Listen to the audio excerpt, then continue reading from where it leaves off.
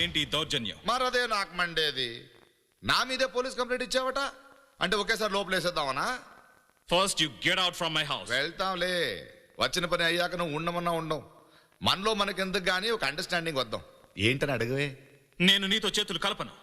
మనతో చేతులు కలపడట విన్నాను. ఇదిగో జీఎం, ఈ కాగితం మీద ఒక సంతకం పెట్టు, మేము వెళ్ళిపోతాం. ఏంటది? చదువురా. Police commissioner Hyderabad. అయ్యా, ఒట్టిముక్కల రాఘవరావు అనబడే నేను అంటే నువ్వు జోదం, తాగుడు, గుర్రపందాలు మొదలగు వ్యసనాలకు లోనై బ్యాంకు డబ్బు నా సొంత విలాసాలకు వాడుకున్నాను. అబద్ధం, అన్యాయం. అయ్యి, నువ్వంత గొంతు చించుకుని అరవక్కర్లే, ఆ సంగతి మాకు తెలుసు. నువ్వు చదువురా. ఇప్పుడు ఖాతాదారుల ఒత్తిడి ఎక్కువైనందువల్ల నేను ఆత్మహత్య చేసుకుంటున్నాను.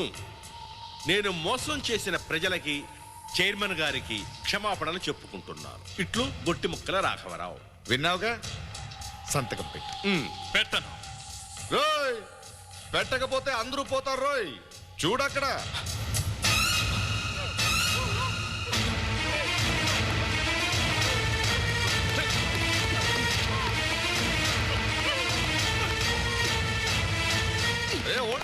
ఓల్డాన్ ఏం చేయం అంతరించిపోతున్నావు? నీకు సిచ్యువేషన్ అర్థం కావట్లేదా? సినిమాలు చూడవా? మరి అదే నాకు మండేది. ఎలా చెప్పాలరా వీడికి? ఒక కథ చెప్తా.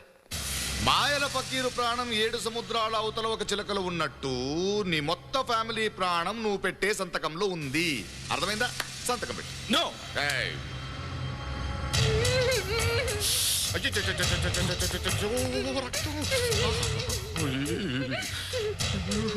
చూసావా కన్న తండ్రి కోసం కొడుకు రక్తం ధార పోస్తుంటే వాడి కోసం పెన్లో నుంచి 2 చుక్కలు ఇంకు ధారపోయలేవా? ధారపోసే లేకపోతే చంపేయండి. సంతకం పెడతాను. అది వీడికి సిచ్యువేషన్ అర్థమైందిరా. రే, తీసుకురారా, సంతకం పెడతాడంట.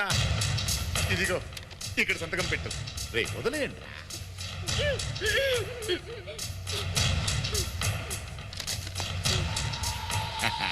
ఇక వెళ్ళండి. అదే అప్పుడే ఎలా?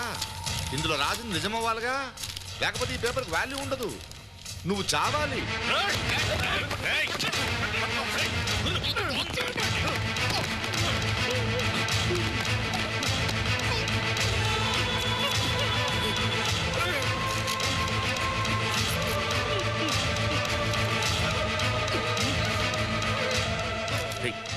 తీసుకురా.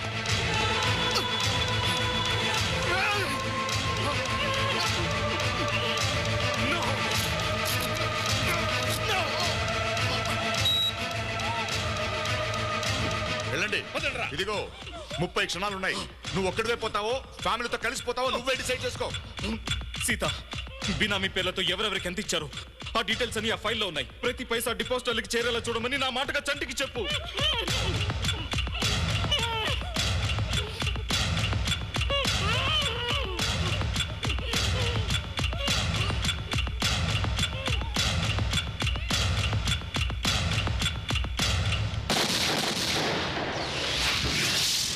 అవును, మీరు గ్యాంగ్స్టర్ ఎందుకు అయ్యారు?